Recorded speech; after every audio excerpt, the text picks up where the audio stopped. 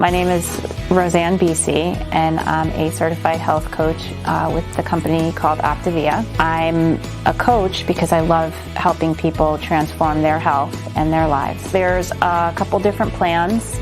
It's safe for a lot of different people and a lot of different ages and places in their lives. I have so many clients that have had such great success, and there's a portion of the program that is you get your health coach, you get the products, but you also get a community of people who are there. So we do Zooms every Monday night nationwide, and if people want to get more involved with other people on the same journey as them, then they can join in and have that kind of support. The website you can reach me at is sacredrosehealthandwellness.com, and you can email me from there, or you can book a virtual coaching session there where we can get your health assessment started and get you moving in the right direction.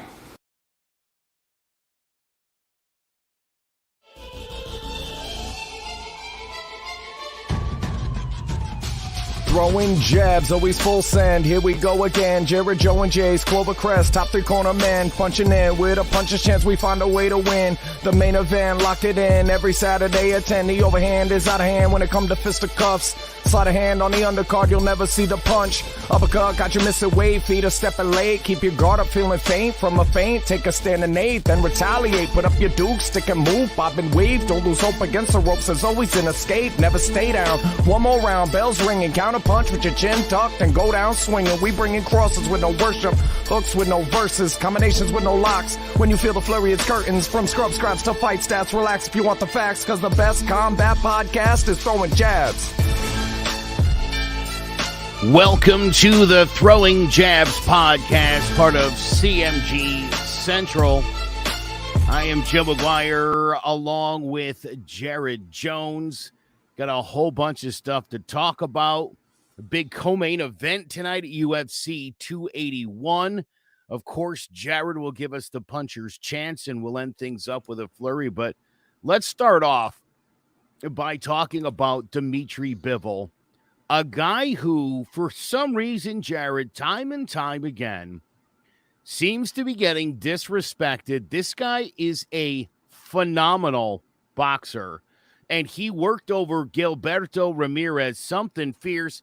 People were very concerned about this fight. Is how good is Bivol? But Turbiev is way better. This guy just goes out there week after week, fight after fight, and he just takes care of business. Oh, he really does. Offense, defense, and special teams. Bivol is the real deal. Ramirez had just never been dominated like that. And to be honest, as much as I'm a fan of Beterbiev here, that's my guy. That's who he's starting to remind me of. He doesn't have that knockout power. I think Beterbiev finishes Ramirez, but at the same time, he's so technically sound and so gifted.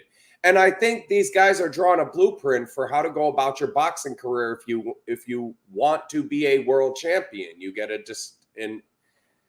distinguished amateur career, couple of hundreds of fights.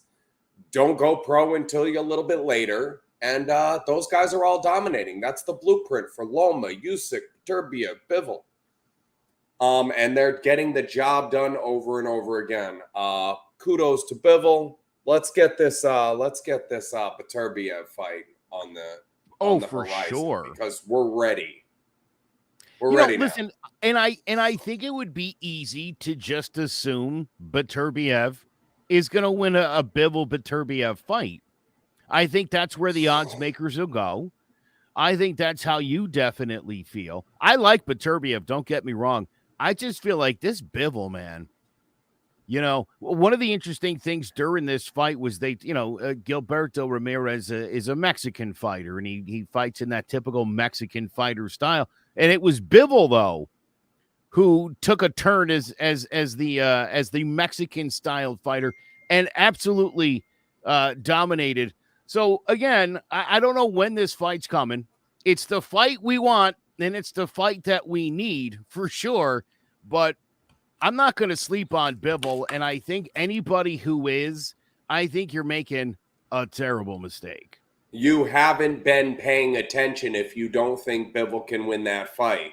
My issue is, let's just pretend that Canelo and Beterbiev are equal when it comes to boxing technique.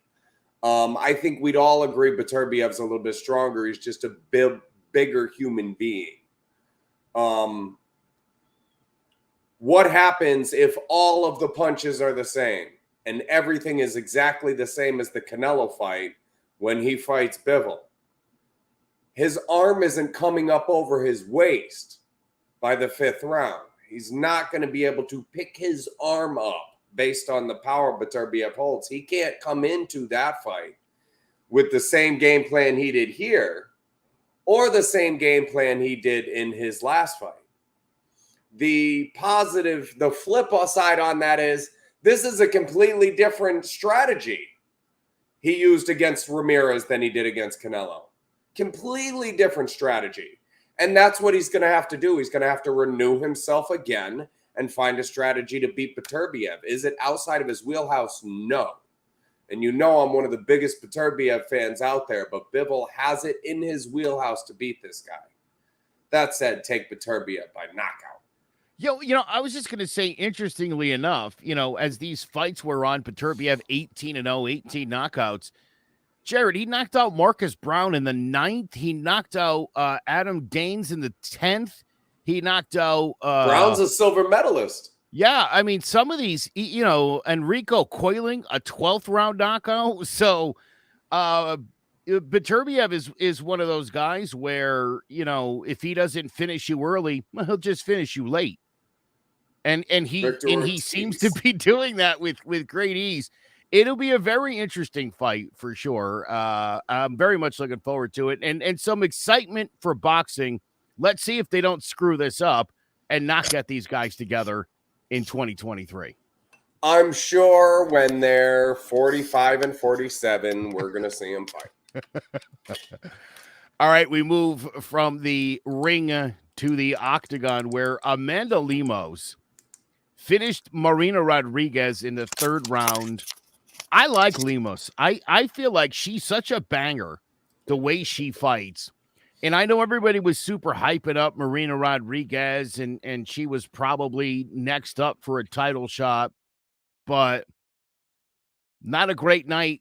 Not a great night for Rodriguez. But Lemos, I think she just, each and every fight, she just proves herself to me to be one of the best women fighters in the world.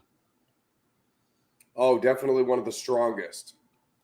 And if Rodriguez can't outpoint her and make her way out of the fight, there aren't a lot of girls out there that are going to do it. This girl destroys Carla stylistically, I think. And I really like her too. This was the fight. I'm a Rodriguez fan. Really like her. Just don't like her against these big, powerful, and good fight. Look out for Lemos. She's strong. Obviously, a bit of a setback for Rodriguez, who had won pretty impressively of late. The one person she hadn't beaten was Carla Esparza, which, again, she had her on a collision course for a rematch for a championship. Again, assuming, we'll talk about Esparza and Wei Li coming up in just a couple minutes. But, man, each of these fights are so hugely impactful to, got to win them. Got to win these fights. And it's a big setback for Rodriguez. Her way back is tough. Her way back here it's a hard road in that weight class. Yeah, well, we definitely got a whole bunch of really cool fights coming up tonight. We're going to get to those. We'll take a quick break, and we'll give you the tail of the tape, and we're going to break down the main event, and then we'll talk co-main event coming up next. There's no bigger investment than home ownership. And to make sure the house is up to your standards, you need a professional to look it over. Brian Flanagan from Shamrock Home Inspections is a licensed home inspector and a member of the Connecticut Association of Home Inspectors.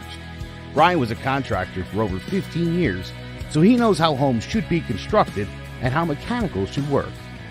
What makes me a good home inspector was the 20 years that I was a home improvement person, doing all the different repairs that I have done and what other people have done wrong that I had to go out and fix. So I have a pretty quick eye on seeing what's right and what's wrong. Before you move, call Shamrock Home Inspections. Before you make the biggest investment of your life, call Brian Flanagan from Shamrock Home Inspections at 860-268-2566 or visit shamrockhomeinspectionct.com. Saturday Night Live from Madison Square Garden in New York City. Israel Adesanya will defend his UFC middleweight title against Alex Pereira in the main event of UFC 281. Let's break it down. Alex Pereira is 35 years old. He's 6'4" with a 79-inch reach and a record of 6-1 with 5 knockouts. From Sao Paulo, Brazil, Pereira grew up in a poor working-class neighborhood, dropping out of school at the age of 12 and becoming an alcoholic, eventually taking up kickboxing in 2009 to help him get over his addiction. In 2012, he won the WGP middleweight title and 2 years later won the Glory middleweight tournament with a first-round knockout of Dustin Jacoby and a decision over Shahak Parparian.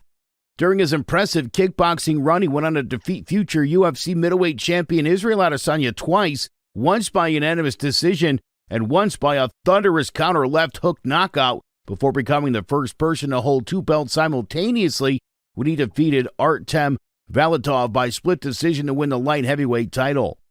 After amassing a kickboxing record of 33-7 with 21 knockouts, he made the transition over to MMA, making his debut in October of 2015 with a third-round rear-naked choke submission loss to Kemuel Otoni. He bounced back 3 months later with a vicious first-round knockout of Marcelo Cruz and followed that up with devastating knockouts over Marcus da Silva and Thomas Powell before making his UFC debut in November of 2021 with a flying knee knockout of Andreas Michailidis. 4 months later, he defeated Bruno Silva by unanimous decision, and on July 2nd, 2022, he became the number 4 contender with a brutal knockout of the highly regarded Sean Strickland, dropping him with a savage counter left hook, followed by a right cross to earn his second straight performance of the night. An elite-level counter striker, Pereira uses his world-class kickboxing skills to set the pace and control the distance, where he lands at a blistering 6.2 strikes per minute at a 60% accuracy rate and possesses one-punch knockout power in both hands. Israel Adesanya is 33 years old. He's 6'4" with an 80-inch reach and a record of 23-1 with 15 knockouts. Born in Lagos, Nigeria, he moved to New Zealand at the age of 10 and at 18 took up kickboxing, where he amassed a record of 32-0 before starting to train at the famed City Kickboxing Gym alongside Dan Hooker and Alexander Volkanovski. He began training in both kickboxing and boxing, compiling records of 5-1 and 75-5 respectively. He turned professional in MMA in 2012 with a first-round knockout and won his first 11 fights, all by stoppage, before retiring from kickboxing after being brutally knocked out by Alex Pereira. He made his UFC debut in 2017, knocking out Rob Wilkinson with a flurry of punches and knees, and 3 months later engaged in a close brawl with Marvin Vettori, edging him out for a split decision. Later that year, he knocked out perennial contender Derek Brunson with a left hook and followed that up with a dominant win over legendary former champion Anderson Silva. On October 13, 2019, he fought Kevin Gastelum, winning the interim middleweight belt after a brutal back-and-forth slugfest, and 7 months later unified the title when he knocked out Robert Whittaker with a brutal left hook in round 2. After a convincing decision over Yoel Romero, he blew out number 1 contender Paulo Costa, controlling the distance with his jab and leg kicks and stopping him with a vicious ground and pound. On March 6, 2021, he stepped up to light heavyweight, but despite entering as a heavy favorite, he was completely dominated by champion Jan Blachowicz, getting outstruck in the first 3 rounds and then out-wrestled in the 4th and 5th rounds to lose by unanimous decision. He bounced back 3 months later with a dominant decision over a longtime rival Marvin Vettori and followed that up in February of 2022 with a close decision in a rematch with former champion Robert Whittaker. On July 2, 2022, he took on Jared Cannonier, putting on another masterclass and dominating the Killer Gorilla with a stiff jab, and a steady stream of body kicks. An exceptionally agile counter-striker, Adesanya has an excellent striking game, setting up his opponents with feints and jabs and overwhelming them with a versatile array of strikes from all angles. Will the devastating power and pace of Pereira be enough to take out the current number 2 pound-for-pound champion? Or will the slick counter-punching and versatility of the last style bender prove to be too much for his inexperienced rival, as both men try to put an emphatic and definitive end to their long-running rivalry? Tune in Saturday night to UFC 281, Pereira versus Adesanya, and let's find out. Yeah, I don't know how you're feeling about this one. Look, Pereira, to me, this guy hits hard. And I think if there's one thing that Israel Adesanya specializes at, it's not getting hit. It's making fights really boring. It's sitting back and just trying to throw those counter punches like he does. I have the sense, as much as there's sort of a personal vendetta in this one, Jared, I don't think Izzy cares. Like, deep down, I'm sure he does, but I think what we're going to see tonight is we're going to see the same thing we saw in the last fight with Robert Whittaker. We're going to see very safe and very cautious Israel Adesanya, especially, look, Pereira knocks Sean Strickland out cold there. That's something that we didn't expect to see. Again, I think it speaks volumes about the power this guy has, especially in that left. Obviously, he's got amazing kickboxing. I would love this to be an all-action banger. Pereira will try to make it one. I don't think Izzy's going to give him the time of day. I totally agree. Adesanya by safe decision, most likely. Alex Pereira, excellent puncher, but you've got to load up when you hit like that. The way to beat an Adesanya style, a guy that's so technically sound, he's just going to be better than you. I used to spar with Ray Oliveira. You must know Ray Oliveira. He did a bunch of Friday night fights. He's on the list for most appearances on Friday night fights, 70 and 10 or something like that. And he had this way of like coming in and you knew you were going to get 100 punches from him that round. You knew every round that the minimum number of punches you were going to face is 100. So that pop, pop, pop, pop, pop, pop, and he's just touching. It's not like these overwhelmingly hard, boom, boom, Alex Pereira type punches. And that's how you beat Izzy. Touch, touch, touch, touch, touch, touch, touch, overwhelm him, box him in. I don't think Pereira can land. What he used kickboxing is different than UFC. If Izzy gets this to the ground, he should dominate. I like Adesanya by decision. I'm not writing Pereira off, but I do think this fight was a little bit contrived. Strickland won a wrestling match. Pereira beat Izzy back in the day. We ran out of guys for him to fight. Oh, what about that guy that knocked him out back in the day? Hey, Floyd Mayweather's 50-0. What's Augie Sanchez doing? Yeah. That's what we have here. Yeah, listen, clearly Pereira doesn't have much of a record in mixed martial arts, period. He's 6-1. Sort of fast-tracked. And I think you're right. I think at the end of the day, look, Izzy is beaten every and all challenger, except for that silly move to light heavyweight. But in this division, he reigns supreme. And you know, again, to bring in somebody like Pereira, and to listen, his rank is a little overinflated.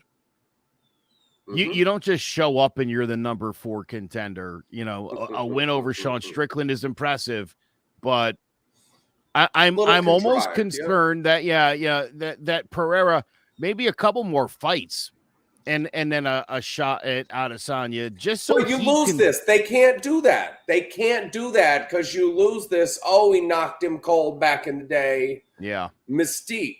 You know, and I thought of another guy, John Ruiz. You remember the heavyweight, John Ruiz? Yeah. He wasn't looking to hit you hard. He was looking to hit you a lot. And that's how you're going to beat Izzy, and that's not what we have with Alex Pereira. This is the guy that beat him back in the day. This is his Augie Sanchez.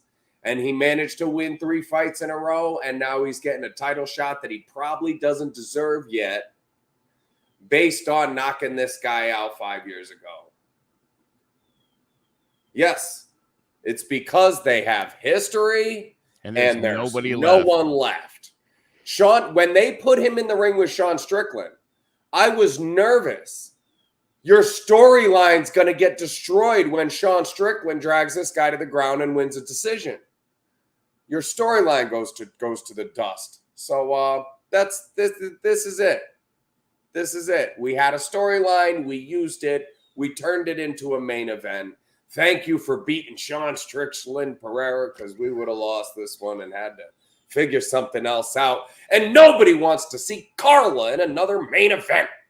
Good Lord. Nobody. No, they don't. 2 thoughts here. Number 1, if Pereira was to land something and knock him out, whereabouts you feel like that could happen?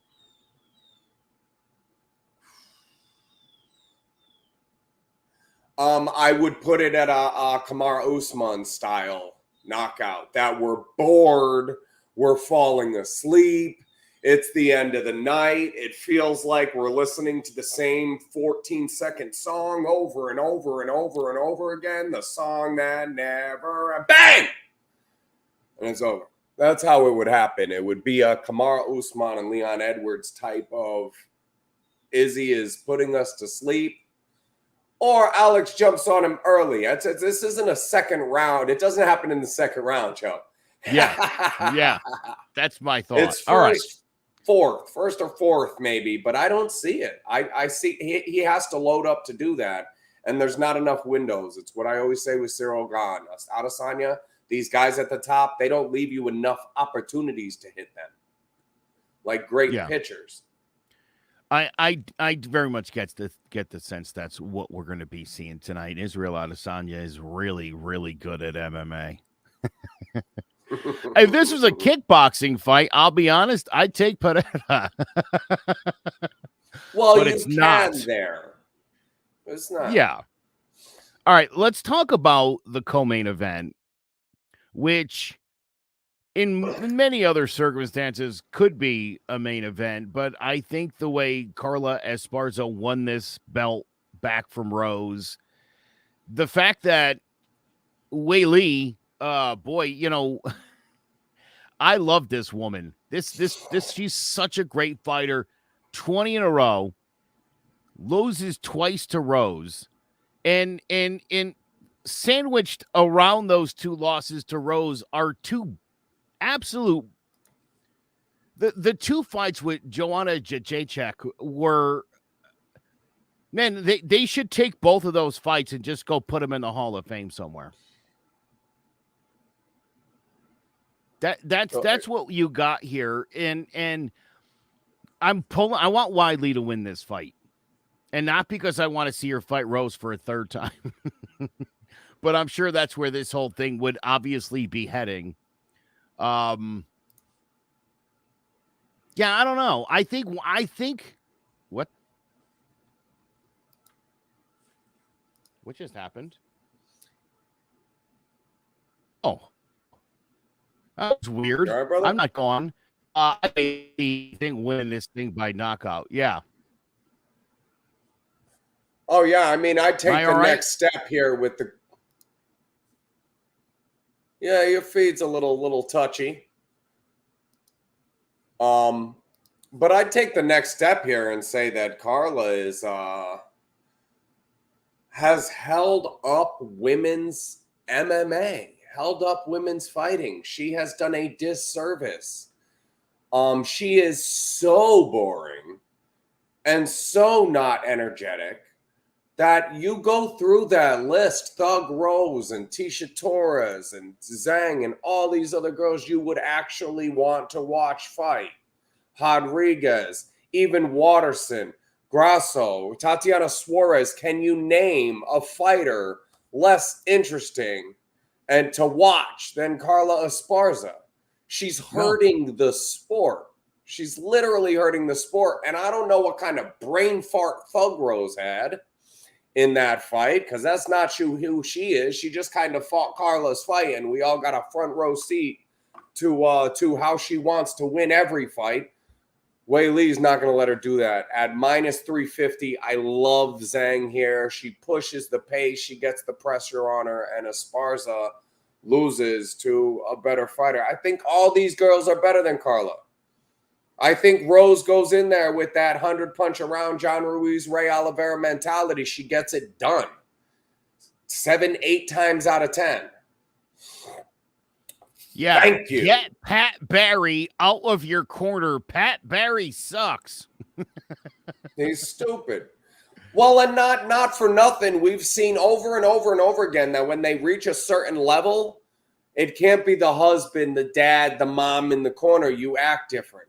There was a Ricky Hatton fight where the punch missed and the elbow caught him and cut him and knocked him over, and the ref started giving him an account, and his dad jumped in the ring. You know, if that's not his father, maybe he's like, oh, well, I don't want to get the fight stopped. So I don't know if dad wanted the fight stopped or what, but it's just like Diego Corrales, Floyd Mayweather's a great one.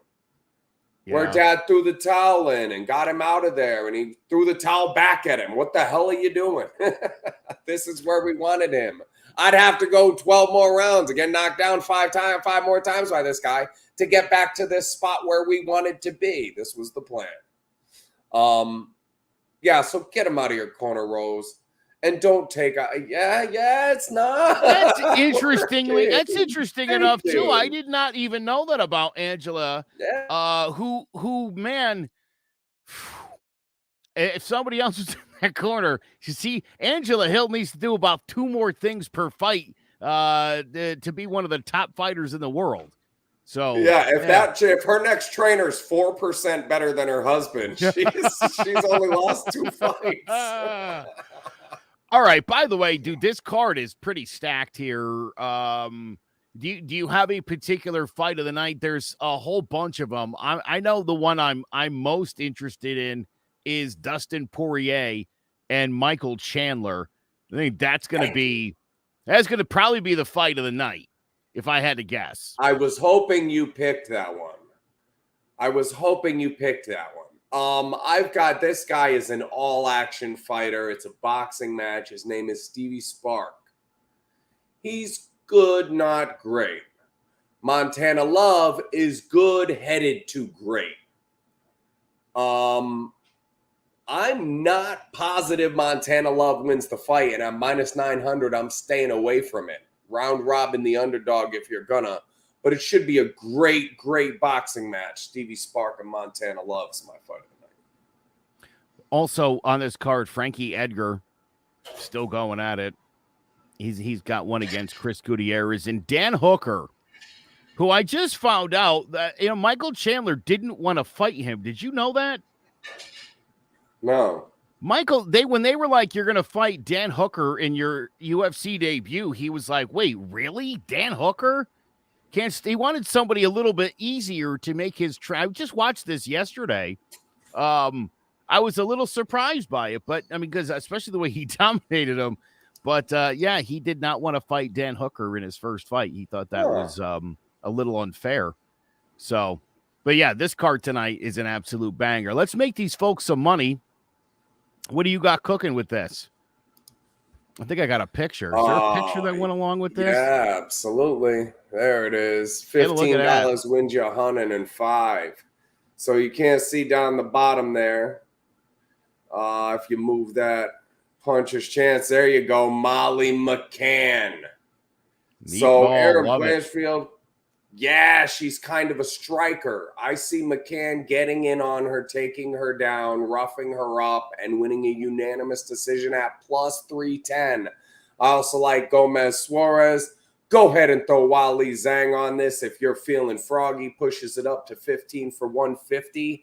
That's plus 1,000 for Juarez, McCann, and Zhang. I like all 3, but parlay these 2 and be sure you put Molly McCann on a couple of your round robin parlays for underdogs like I tell you about, because I love that one.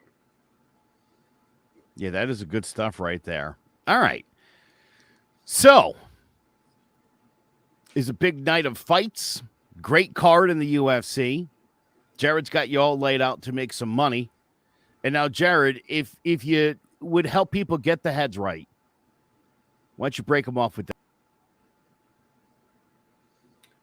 Finding scrub scraps. I have been incensed with the number of people who say, I don't know, when I ask them what they want to do. That's okay at 12, at 14. But I say you own the whole world. What do you want to do? The world is yours. You go where you want. You do what you want. You take what you want. Everything is yours. What do you want to do? What do you want to do if you just owned everything and can do whatever you want? I talked to a guy who said he went from doing what his mom told him to do to doing what his wife told him to do and had no idea what he would be doing if those people stopped asking him to do stuff. Your time here is finite. It is going to end. You are going to be in the dirt and no longer have energy going out of you. Your sweat, your blood, your tears, your shit, piss, and cum is going out of you and landing on the earth. Your breath, your air that you're pushing back and forth into the world. You won't do that forever. But where do you want it to go? Your words, your sweat, your energy. While you get to decide the place where it goes, where do you want it to go? What do you want to be building? I was 7 years old when I decided what I wanted to do. I didn't know it was going to be a boxing club, but I knew the result of my work. And I'm there. And you can get there. Just take the steps to that place, but I don't know. I'm just going to breathe and sweat and bleed and cry and then go into the dirt and worms are going to eat me and I'll go back into the earth. Right back to where I came, ashes to ashes, dust to dust, and do nothing except for the stuff I have to do. And that's the problem. You've got a teacher, you've got a coach, you've got a police officer or a CO, you've got a warden or a parent telling you what to do and where you're supposed to be and where you're supposed to go and what you're supposed to be doing. And you do those things so often that you don't have any time for yourself. And when you finally do, you Netflix and you play on your phone and you social media and you eat the cookie and you go to bed and you wake up the next morning and you go to work. And that's not what your life is supposed to be. The first step in having the life that you want is taking the steps between where you are and where you want to be. So finding out where you want to be. Finding your dream, finding your goal, your sweat, your tears, your blood, your air, your energy is going to pump out into this world until your time runs out and your heart stops beating. Where do you want to put it? The answer shouldn't be, I don't know, 80% of the time. Spend some time with yourself today and get some direction. When I say, what's your plan? People tell me what they do for work. And it's frustrating.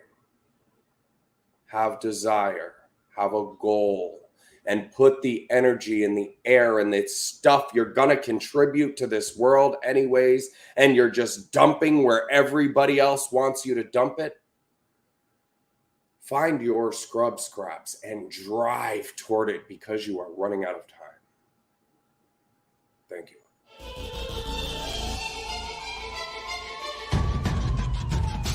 Throwing jabs, always full send. Here we go again. Jared, Joe, and Jay's Clover Crest, top three corner man. Punching in with a puncher's chance. We find a way to win. The main event, lock it in. Every Saturday at 10. The overhand is out of hand when it comes to fisticuffs. Slide a hand on the undercard, you'll never see the punch. Uppercut, got you missing weight. Feet are stepping late. Keep your guard up, feeling faint from a feint. Take a stand and eight, then retaliate. Put up your duke, stick and move. Bob and weave. Don't lose hope against the ropes. There's always an escape. Never stay down. One more round, bells ringing. Counter punch with your chin tucked and go down swinging. We bring in crosses with no worship, hooks with no verses, combinations with no locks. When you feel the flurry, it's curtains. From scrub scraps to fight stats, relax if you want the facts, because the best combat podcast is Throwing Jabs.